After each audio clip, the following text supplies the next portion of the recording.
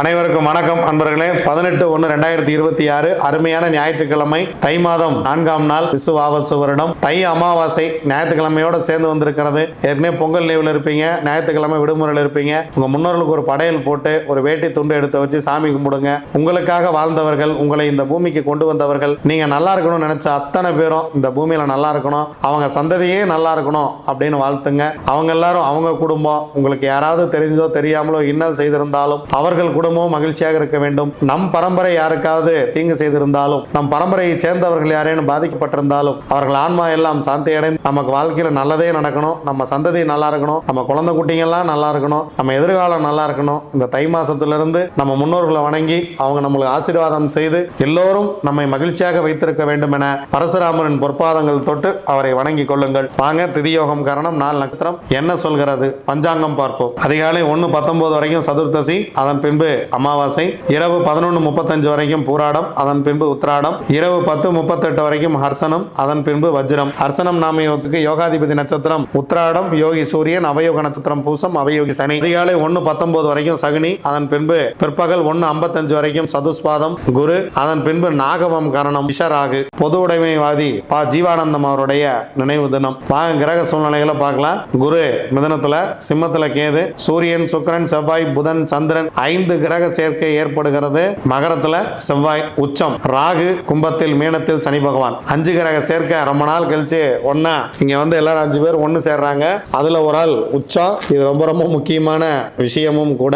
ஜீவானந்தம் அவருடைய பிறந்த நாள். தனக்காக எதையும் செய்து கொள்ளாத ஒரு நல்ல மனிதர், இந்த உலகத்துக்காக வாழ்ந்தவர், இந்தியாவே என் சொத்து என சொன்ன ஜீவானந்தம் அவருடைய நினைவு தினம். அனைவரும் அவருடைய நினைவு தினத்தை போற்றுவோம். ஜீவானந்தத்தை பற்றி உங்கள் குழந்தைகளுக்கு சொல்லிக் கொடுங்கள். ஜீவாவை போல் ஒரு வாழ்க்கையை வாழ வேண்டும் என உங்கள் சந்ததிக்கு கற்றுக் கொடுங்கள்.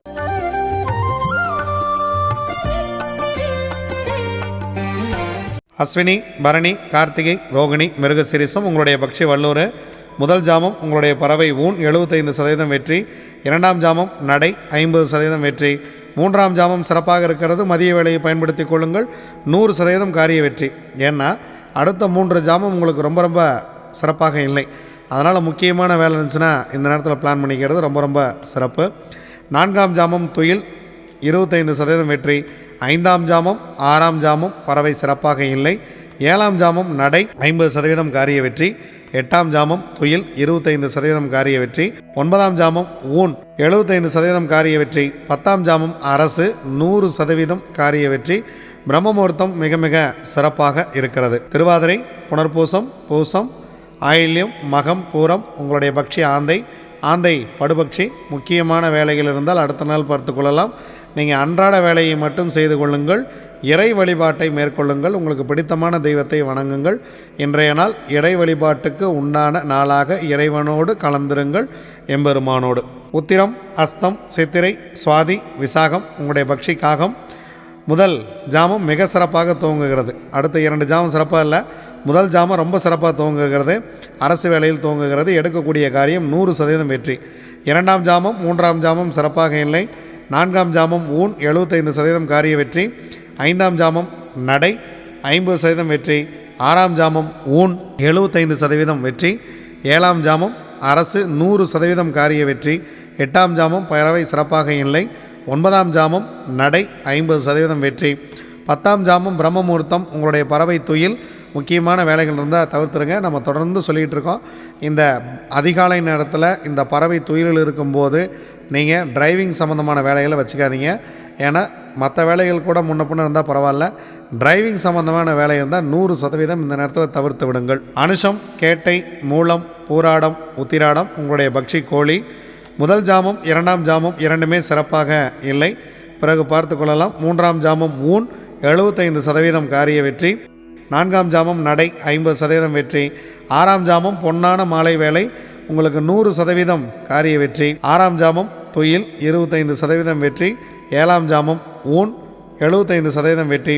8ஆம் ஜாமம் அரசு 100% காரிய வெற்றி. 9ஆம் ஜாமம் சிறப்பாக இல்லை. 10ஆம் ஜாமம் சிறப்பாக இருக்கிறது. நடை 50% காரிய வெற்றி. திருவோணம், அவிட்டம், சதயம், பூரட்டாதி, உத்திரட்டாதி, ரேவதி உங்களுடைய பக்ஷி மயில். முதல் ஜாமம் உங்களுக்கு சிறப்பாக இல்லை. இறை வழிபாட்டோடு துவங்குங்கள் இந்த பொன்னான காலை வேலையை. இரண்டாம் ஜாமம் ஊன் 75% வெற்றி. மூன்றாம் ஜாமம் நடை 50% வெற்றி. நான்காம் ஜாமம் இந்த மதிய வேளை சிறப்பாக இருக்கிறது, 100% காரிய வெற்றி. ஐந்தாம் ஜாமம் துயில் 25% வெற்றி. ஆறாம் ஜாமம் நடை 50% வெற்றி. ஏழாம் ஜாமம் துயில் 25% வெற்றி. எட்டாம் ஜாமம் ஊன் 75% வெற்றி. ஒன்பதாம் ஜாமம் அரசு 100% வெற்றி. பத்தாம் ஜாமம் பிரம்ம முகூர்த்தம் சிறப்பாக இல்லை. அதிகாலை வேளையில் ஏதேனும் தோங்குவதாக இருந்தால் கொஞ்சம் அரசு வேலையிலேயே தோங்குவிடுங்கள்.